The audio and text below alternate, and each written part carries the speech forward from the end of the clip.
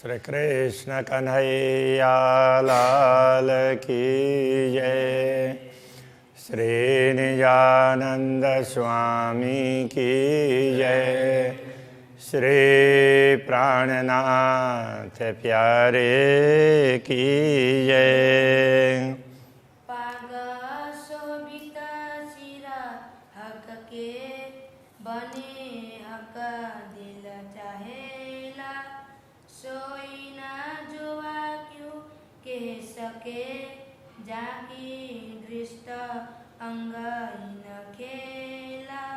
जाकी दृष्ट अंग इन खेला। श्री कृष्ण कन्हैया लाल की। अक्षरातीत पूर्ण ब्रह्म परमात्मा के पाक का वर्णन हो रहा है। तो उसके लिए कह रहे हैं दुग्धवी शोभा तो कहूँ जो पगड़ी शोभा है, और पाग में जो दुग्धुगी की शोभा है ना, उसको हम अलग प्रकार से वर्णन कर सकते हैं, किंतु वो पाक की और उसकी अलग अलग शोभा हो तो वर्णन करें ना। वो तो पाक की शोभा को ही बढ़ाने के लिए है, ये कहना चाह रहे हैं। जो त करे हक दिल चाहिए, कोई तरह बनी न ठौर। तो इनमें से जो प्रकाश निकलता है, जैसा राज्य चाहते हैं उस प्रकार का प्रकाश निकलता है। इसलिए ये दुग्धुगी की शोभा कोई विशेष प्रकार की शोभा है, तो पाक की शोभा को बढ़ाने के लिए है। वो कहने का तरीका अलग है। ये क्यों आवे जुगत जुआमिने, क्यों कहूँ ए है सलूक। तो ये कितनी युक्तिपूर्वक इसकी संरचना है, तो वो जिह्वा के द्वारा बताया नहीं जा सकता। और ये कितना सुंदर है ये भी नहीं बताया जा सकता है। जो ए तरह आवे रूह दिल में, तो तवई होवे टूक टूक। ये किस प्रकार से इतने सुंदर है, तो ये रीत ब्रह्मात्माओं के दिल में आ जाए, वो समझ जाएं, तो उसी समय उनका दिल है वो टुकड़े टुकड़े हो जाता। कहने का तात्पर्य उसके अंदर ये चुभ जाता, तो जब तक ना देखें तब तक उनको संतोष नहीं होता। इन पागई में है दुग्धुगी, बनी पागई में कलंगी। तो इसी पाग में ही दुग्धुगी है और कलंगी भी पाग में ही है। पाग की शोभा बढ़ाने के लिए है। ए जंग करे ज्योत ज्योत सो। अब पाग की ज्योति अलग प्रकार से है और दुग्धुगी की ज्योति अलग प्रकार से। दोनों की ज्योति एक दूसरे के साथ में द्वंद्व करते हैं। ये बनाए लह का दिल की, इनकी अलग अलग शोभा, इतनी सुंदर शोभा क्यों है, तो कहते हैं कि ये अक्षरातीत धामधनी ने दिल से इनको तैयार किया है। इसलिए कई जिनसें कई जुगतें कई तरह भांत सल की। ये इसमें कई साधन हैं, कई सामग्री भी है इसके अंदर जुड़ी हुई। तो जैसे अलग अलग बेल बुट्टे वगैरह, तो अलग अलग रत्न वगैरह, ये सब जिन्स कहने से सब वस्तुएं, और उनको अलग अलग तरीके से युक्तिपूर्वक उसके अंदर सजाया है। कई तरह भांत सल्लू की ये, इसलिए ये एक प्रकार से सुंदर नहीं है, कई प्रकार से सुंदर है। उसके एक बुट्टे को देखते हैं तो उसकी सुंदरता और प्रकार की दिखाई देती है। तो ऐसे तो कई प्रकार की सुंदरता हैं। कई रंग नंग तेज रोशनी, अनेक प्रकार के रंग के रत्न हैं, उनसे निकलने वाले चमक, उनसे प्रकाश, और वो इतना देदीप्यमान वो चमकता है। नूर छायो अंबर जिमी जे, तो उस प्रकाश से पूरा परमधाम का आकाश और परमधाम की भूमि पूरा मानो छा जाता हो, इतना ज़्यादा प्रकाश है। चित चाहिए ठौर दुग्धुगी, सब बनी पाग पर तिन। जित चाहिए, जहाँ दुग्धुगी होनी चाहिए तो वहाँ पर दुग्धुगी है। ठौर कलंगी के कलंगी, जहाँ कलंगी होनी चाहिए वहाँ कलंगी है। सिपत न जो वहाँ पहुँचा था, इसलिए इस पाक की शोभा का वर्णन जिह्वा के द्वारा नहीं हो सकता। कई सुख सलूकी न पाग में, पाग को देखते हैं तो उसकी सुंदरता देखते ही रहें ऐसा होता है, उससे अपार सुख प्राप्त होते हैं। मैं तो कहूँ विदय का, मैं तो एक ही बात बता जा रहा हूँ, दिल चाही रूह देखत, ब्रह्मात्मा अपने दिल की चाहना के अनुसार देखती है, दर्शन करती है। किंतु ये क्या कहना चाह रहे हैं, एक क्षण में रूप अनेक, देखते जाएं तो क्षण क्षण में उसके रूप में नवीनता आती है। बस मैं तो ये आपको समझाना चाह रहा हूँ, ये बता रहे हैं। ना कछु खोली ना फेर बांधी, इन पागई में कई गुण। तो इस पाग में इतने गुण हैं कि इसको न तो उसको कभी खोलना पड़ता, उसको खोल करके फिर दोबारा बांधना पड़ता हो, ऐसा है नहीं। तो इस प्रकार के इसमें कई गुण हैं। पल पल में सुख दिल चाहे, नए नए देत रोहन। तो ये पाग एक एक पल में ब्रह्मात्माओं को उनकी चाहना के अनुसार सुख देने के लिए सक्षम है। अक्षराते धामधनी ने इसकी शोभा ब्रह्मात्माओं को आनंदित करने के लिए बनाई है, ये कहना चाह रहे हैं। या विध कई सुख देता है, या वस्त्र या आभूषण, इस प्रकार परमधाम के वस्त्र, श्री राज्य के वस्त्र हों या आभूषण, वो ब्रह्मात्माओं को अनेक प्रकार के सुख प्रदान करते हैं। सुख का स्वरूप श्रृंगार के, किन विध कहूँ मुख इन। अक्षरातीत धामधनी के श्रृंगार के स्वरूप की क्या बात कहूँ, उससे क्या ब्रह्मात्माओं को कितना सुख प्राप्त होता है, इस बात को इस मुँह से क्या बताऊँ। तिलक नासिका नेत्र की, केश लवन कान गाल। मुखमंडल की शोभा देखते हैं, तिलक, नासिका, नेत्र की शोभा, केश का लावण्य, कान गाल उनकी गुलाबीपन, तो इन सब का दर्शन करते हैं। मुख चौक देख नयन रूह के, पूरे मुखमंडल जिसमें पूरे मुखमंडल के जितने अंग बताए हैं उनको आत्मा की दृष्टि से देखने लग जाते हैं, तो रोम रोम छेदे ज्यों भाल। तो आत्मा को ऐसा लगता है कि उसका चिंतन करते हैं तो भी जब तक ना दिखे ना तब तक वो हृदय को, मानो हृदय को ही नहीं रोम रोम को भाले छेद रहे हैं। तो इस तरह से पीड़ा होती है। तो कब वो देखने मिले ये उत्कंठा बनी रहती है, तो उस समय वो पीड़ा भी होती है। तो विरह में ये होता है। विरह और विलास दोनों की सुख की बात बताई है, तो यहाँ पर थोड़ा सा विरह की भी बात बता रहे हैं। मुख सुंदरता क्यों कौन नूर जमाल सूरत। अक्षरातीत धामधनी की मुख की सुंदरता के बाद क्या कहें, ये तो अक्षरातीत धामधनी का स्वरूप है। ए बयान दुनि में क्यों करूं, ये जो आई अरस न्यामत। तो दुनिया में इसका वर्णन क्या करें, ये तो परमधाम की संपदा दुनिया में अवतरित हुई है। और ये बार बार चुभने की बात कर रहे हैं ना, तो इतनी चाहना रखने से, इतना प्रयत्न करने के बाद में उनको देखे हैं, इसके लिए तो प्राणनाथ जी ने कितना तप किया होगा।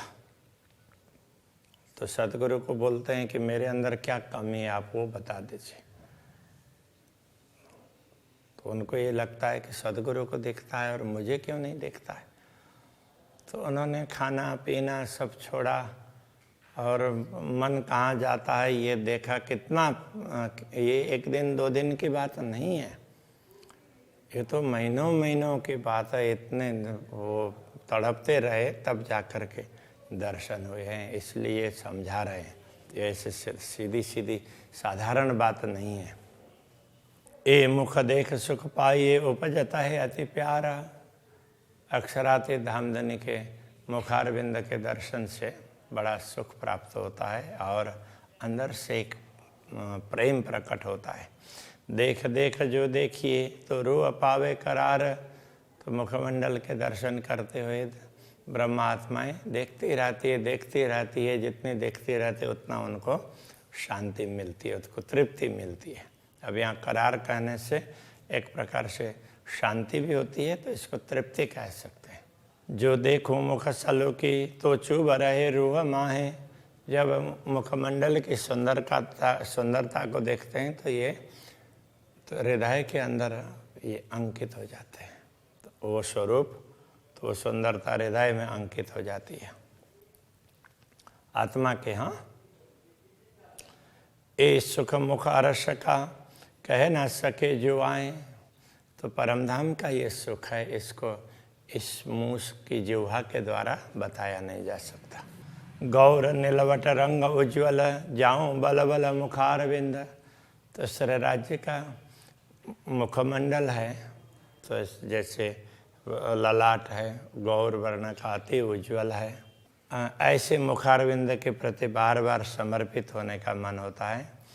ए रस रंग छवि देखिए काढ़त विरहा निकंद, ऐसे सुंदर छवि को रस टपकाने वाले जैसे देखते रहते हैं ना, तो उसमें से रस टपकता हो ऐसा लगता है, देखते ही रहें ऐसा लगता है।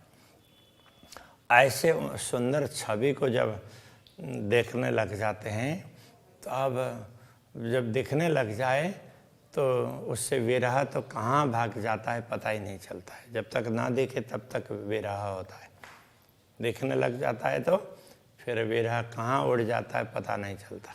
जो मुख शोभा देखिए तो उपजत रूह आराम, इस प्रकार मुखारविंद की शोभा जैसे ही देखते हैं तो आत्मा को बड़ा आराम मिलता है, बड़ी शांति प्राप्त होती है। अभी तक जो व्यथा थी, पीड़ा थी, वो कहाँ भाग जाएगी पता नहीं चलेगा।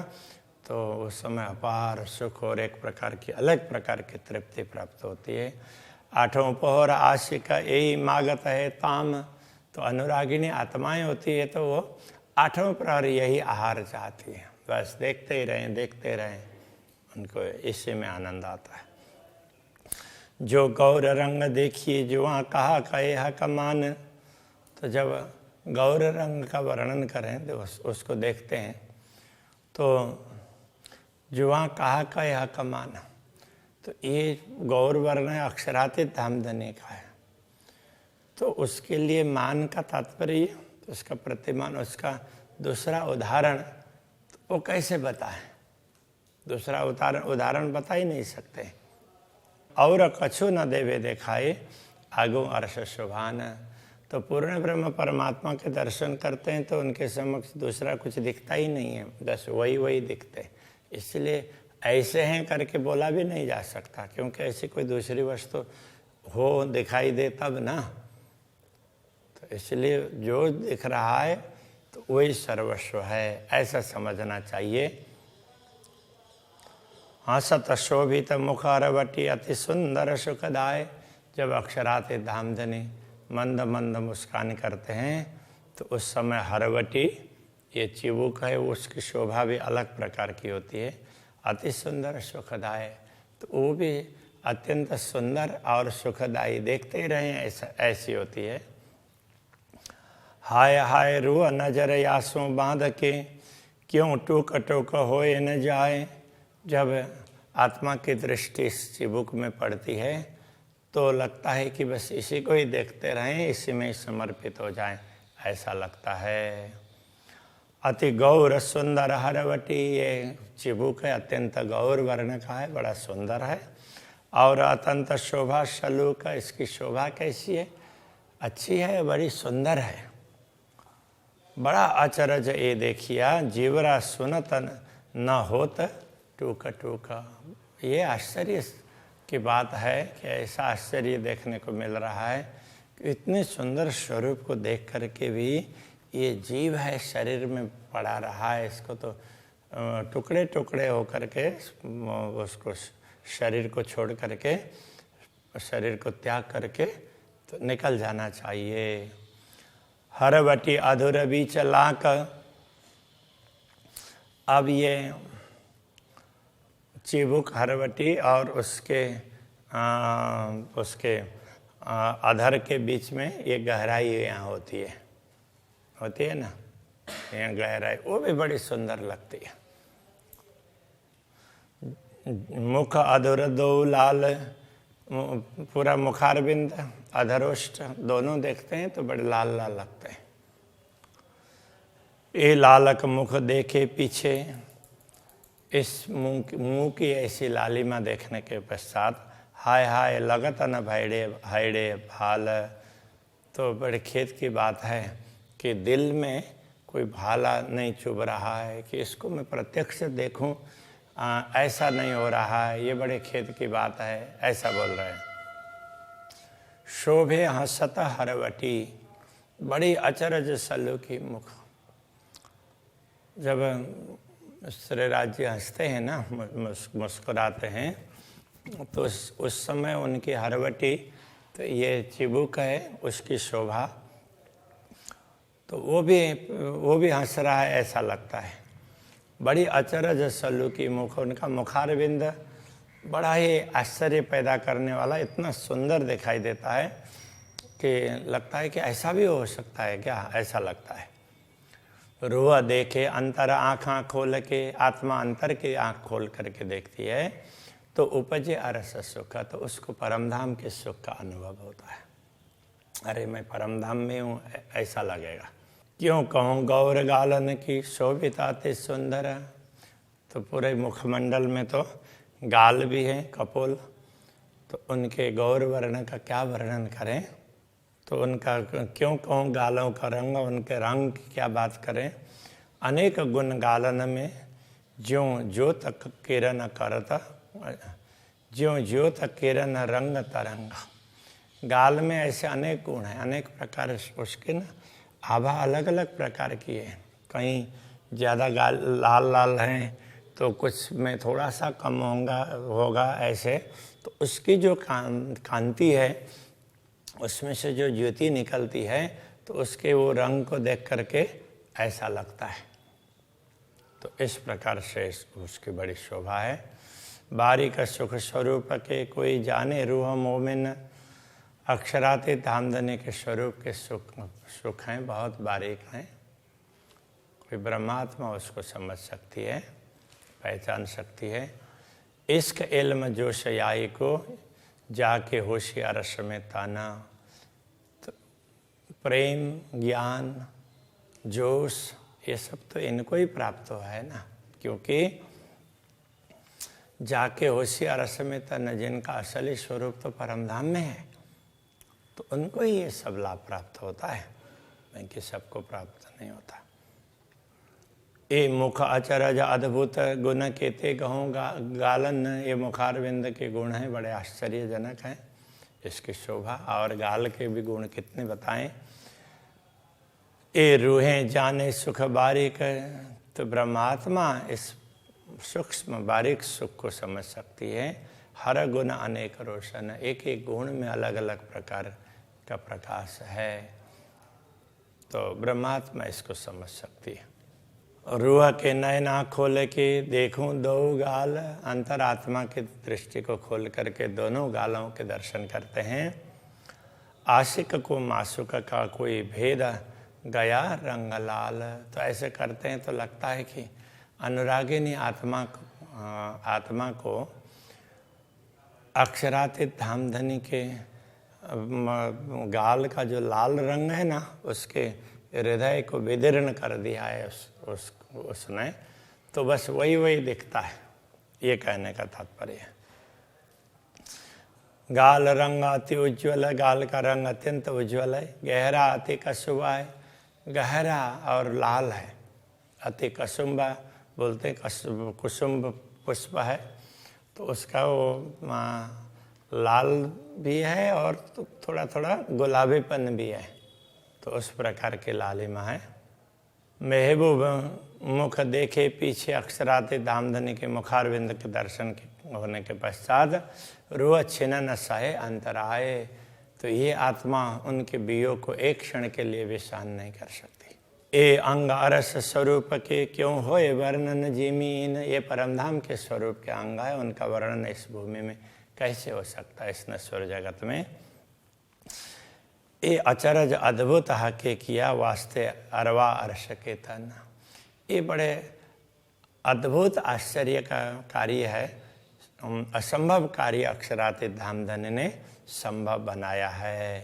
वो किस लिए? वास्ते अरवा अर्श के तन, परमधाम की आत्माओं के लिए है, जिनका जिन आत्माओं का मूल शरीर परमधाम में है, परात्मा, उनके लिए ये बता दिया है। महामत हुकुम में कहता है, महामती हुकुम से कहते हैं, ये वर्णन किया नेक, ये थोड़ा सा वर्णन किया है मुखारविंद का, वैसे पूरा वर्णन तो बहुत होगा।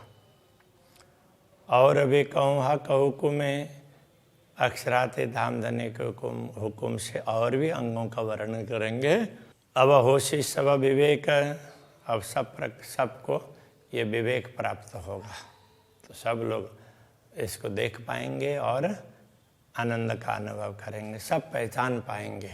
कहने का ये तात्पर्य है कि आज के प्रसंग को यहीं रखते हैं। श्री कृष्ण कन्हैया लाल की जय। अब होशी सब विवेक, अब होशी सब विवेक, महामत हुक्मे कहत है, महामत हुक्मे कहता है, हक वर्णन किया नेक, हक वर्णन किया नेक, और भी कहूँ हक हुक्मे, और भी कहूँ हक हुक्मे, अब होशी सब विवेक, अब होशी सब विवेक, अब होशी सब विवेक, अब